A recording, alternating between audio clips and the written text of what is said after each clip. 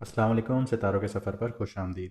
सबसे पहले तो आप सब लोगों को मेरी तरफ से और मैडम एस्ट्रोलॉजर एन बख्श की तरफ से रमज़ान मुबारक। हमारी दुआ है कि अल्लाह ताला आपको इस मुबारक महीने की रहमतों, बरकतों और मग़फ़िरत से नवाजे, आपके रोज़े, नमाज, दुआएं और इबादत कबूल फरमाए।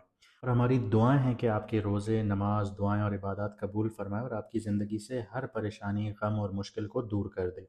इस रमज़ान अल्लाह पाक आपके दिल को सुकून, घर में खुशियाँ और रिस्क में बरकत अता फरमाए। आमीन। अब हम बात करते हैं उस प्लैनेट की जो आपके एक्शंस, आपकी ड्राइव और आपकी करेज को रिप्रेजेंट करता है, यानी कि मार्स।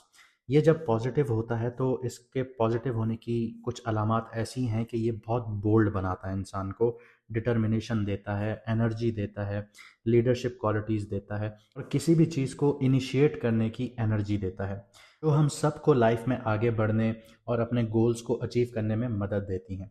लेकिन जब मार्स नेगेटिव होता है तो वो कुछ चैलेंजेस भी क्रिएट करता है, जैसे इम्पल्सिवनेस हो गया, ईगो क्लैशेस हो गए, बेसब्रापन हो गया या फिर रैश डिसीजंस के तौर पे वो सामने आती हैं चीज़ें। और अगर इनको कंट्रोल में ना रखा जाए तो टेंशन्स बढ़ना शुरू हो जाती हैं ज़िंदगी में, कॉन्फ्लिक्ट्स देखने को मिलते हैं, हर एक दूसरे से आप लोग लड़ना शुरू कर देते हैं, आपकी अपॉर्चुनिटीज़ मिस होना शुरू हो जाती हैं। तो यहाँ पे मार्स बहुत इम्पॉर्टेंट रोल प्ले करता है आपकी कुंडली जायचा या बर्थ चार्ट में। इस वीडियो में हम एक्सप्लोर यही करेंगे कि मार्स का जो ट्रांजिट है एक्वेरियस में 23 फरवरी 2026 को जो हो रहा है, वो आपके लिए क्या इम्पैक्ट लेकर आएगा आपकी पार्टनरशिप्स में, करियर में, हेल्थ में, आपकी लव लाइफ में, आपकी पर्सनल ग्रोथ में। और इनमें आपको ये भी बताऊंगा कि आप लोगों ने इसकी एनर्जी को कैसे स्ट्रेटजिकली चैनल करना है ताकि आप लोग मैक्सिमम बेनिफिट उठा सकें। और अगर आपकी लाइफ में कॉम्प्लेक्स इश्यूज ज़्यादा हैं या फिर आप चाहते हैं कि मैडम एस्ट्रोलॉजर एन बख्श आपके बर्थ चार्ट को पर्सनलाइज रीडिंग दें, तो आप व्हाट्सएप का नंबर आपकी स्क्रीन पर आ रहा होगा, आप मैसेज करके अपॉइंटमेंट अपना बुक करवा सकते हैं। और जिन लोगों को अपना मून साइन नहीं पता वो कमेंट सेक्शन में अपनी ओरिजिनल डेट ऑफ बर्थ लिखें, हम आपको आपका मून साइन बता देंगे। और अगर आप लोग ये जानना चाहते हैं कि आपकी कुंडली में आपका मार्स कहाँ बैठा है, अच्छा बैठा है या नेगेटिव बैठा है, तो वो भी आप लोग अपनी original date of birth comment section में लिख सकते हैं, हम आपको बता देंगे कि आपका मार्स कहाँ बैठा है।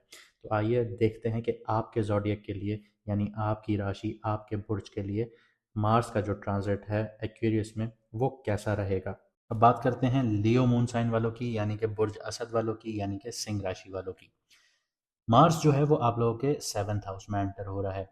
ऑफिशियली आप लोग ढैया में हैं, यानी आप लोगों को जो 2.5 साल हैं वो थोड़े से मुश्किल हैं, लेकिन मार्स जो अब एंटर हो रहा है वो आपके 7th हाउस में एंटर हो रहा है। जब तक ये 6th हाउस में रहा, यानी 23 फ़रवरी तक, तब तक आपके अंदर हिम्मत रही, आपने डेली लाइफ में जितने भी चैलेंजेस आए उनको फेस किया।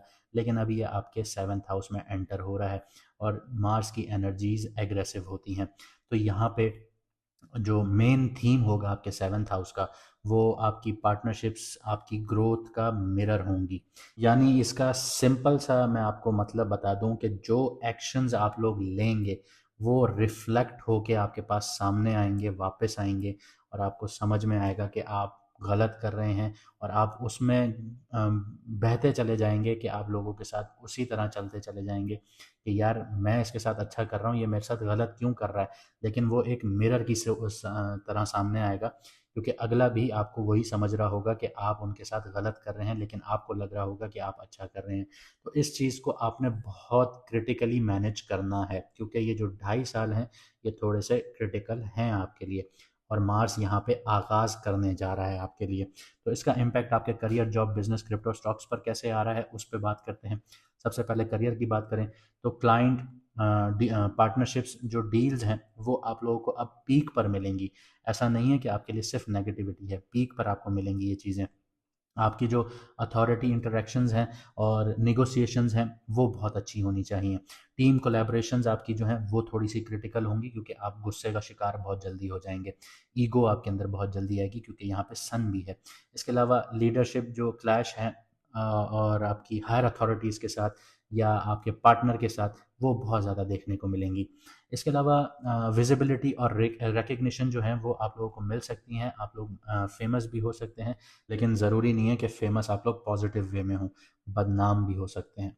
इसके अलावा जो आप लोगों को यहाँ पे मैं एक चीज़ बता दूं कि जो लोग बैलेंस रखना जानते हैं, चीज़ों चीज़ों के अंदर बैलेंस रखना जानते हैं, उनको समझते हैं कि हमें बैलेंस रखना आता है, मैं इस बंदे को भी ऐसे चला सकता हूँ, इस बंदे को भी चला सकता हूँ और दोनों मेरे साथ मुतमईन रहें, तो उन लोगों को यहाँ पे प्रमोशंस भी मिलेंगी, प्रोजेक्ट्स भी मिलेंगे, उनकी ग्रोथ भी होगी, उनका बिजनेस भी ग्रो करेगा। इसके अलावा जो लोग इम्पल्सिव होंगे, जो लोग जज्बात में बह के आगे बढ़ेंगे, जो लोग ईगो ड्रिवन रखेंगे या जो लोग अपनी अना पर चीज़ें ले लेंगे, वो कॉन्फ्लिक्ट्स का शिकार भी होंगे और उनको रुकावटें भी महसूस होना शुरू हो जाएंगी। यही अब हम बिज़नेस की बात करें तो पार्टनरशिप्स हो गई, कोलैबोरेशंस हो गई, वो अब आप लोगों की टेस्टिंग फेज़ में आना शुरू होंगी। जॉइंट वेंचर्स हो गए, कॉन्ट्रैक्ट्स हो गए, एग्रीमेंट्स हो गए, यहाँ पे आप लोगों को बहुत ज़्यादा एहतियात करनी होगी, यहाँ आपको अपनी ईगो साइड पर रखनी होगी। मार्स यहाँ पर बहुत ज़्यादा पुश करता है आप लोगों को, मरकरी जो है वो यहाँ पे स्ट्रैटेजीज़ दे रहा होता है आप लोगों को, और वीनस जो है वो फ्लो को मेंटेन करता है। फ्लो किस चीज़ का? अब वो पैसे का फ्लो है, क्योंकि वीनस जो है वो पैसे का प्लैनेट है, और सन जो है वो यहाँ पे अथॉरिटी दे रहा होता है। यहाँ पे आप ये समझ लीजिए कि दो मैलेफिक प्लैनेट बैठे हुए हैं और दो बेनिफिक प्लैनेट बैठे हुए हैं, लेकिन जो दो बेनिफिक हैं उसमें से एक मैलेफिक हो चुका है। उसकी वजह यह है कि मरकरी जब जिस प्लैनेट के साथ बैठता है उस प्लैनेट का रूप धार लेता है, तो मरकरी भी यहाँ पे अब थोड़ा सा नेगेटिव हो चुका है। और यहाँ पे मरकरी क्या देगा? मरकरी स्ट्रैटेजी तो देगा, लेकिन मरकरी जो अल्फाज आपके अदा करवाएगा वो नेगेटिव होंगे, जो आपकी पार्टनरशिप के लिए नुकसानदेह साबित हो सकते हैं, चाहे ये बिजनेस पार्टनरशिप हो, चाहे ये लाइफ पार्टनरशिप हो। इसके अलावा रिस्क बहुत ज़्यादा है इम्पल्सिव डिसीजंस का और डोमिनेंस की स्ट्रगल का, तो इन दोनों चीज़ों में आप लोगों ने बहुत एहतियात करनी है। जो लोग स्ट्रैटेजिक एक्शंस लेंगे, डिप्लोमेसी के साथ चलेंगे, उनको बहुत ज़्यादा मुनाफे हासिल होंगे। जो लोग जज्बात में बहेंगे, इम्पल्सिवनेस दिखाएंगे और ज़िद्दीपन करेंगे, वो लॉस भी उठाएंगे, उनमें फ्रिक्शंस भी देखने को मिलेंगी। क्रिप्टो स्टॉक और लॉटरी की बात करें या ट्रेडिंग की बात करें तो सेवन्थ हाउस जो है वो पार्टनरशिप ट्रेडिंग का घर होता है, एडवाइजरी का घर होता है, जॉइंट इन्वेस्टमेंट्स का घर होता है। तो स्पेकुलेटिव रिस्क जो है वो बहुत ज़्यादा हाई है आप लोगों के लिए। कोलैबोरेटिव जो अपॉर्चुनिटीज़ हैं वहाँ पे आप लोगों को फ़ायदा हासिल होगा। और इंडिपेंडेंट अगर इम्पल्सिव मूव्स की बात करूँ तो आप लोगों को एहतियात करनी चाहिए, आप लोगों को रुक जाना चाहिए इस चीज़ पर। अगर आप लोग डिस्कस कर लेते हैं कोई भी चीज़ एक्ट करने से पहले या कहीं पे भी इन्वेस्ट करने से पहले, चाहे वो मार्केट है या कुछ भी है, तो आप लोग यहाँ पे थोड़ा सा बैलेंस बना सकते हैं। एनालिटिकल अप्रोच रखिएगा तो आप लोगों का सर्वाइवल होगा, और जब सर्वाइवल होगा तो प्रॉफिट आना शुरू हो जाएगा। बस आपने मार्केट में अगर एंटर होना है तो आप लोगों ने रिसर्च अच्छी रखनी है, किसी से डिस्कस करना है जो एक्सपर्ट हो उस फील्ड में, तब आप लोगों ने इन्वेस्ट करना है, वरना नहीं करना। और जो वो कहे कि आप लोग इन्वेस्ट करें या ना करें तो उस हिसाब से आप लोग देख लीजिएगा, एक्सपर्ट की एडवाइस ज़रूर लीजिएगा।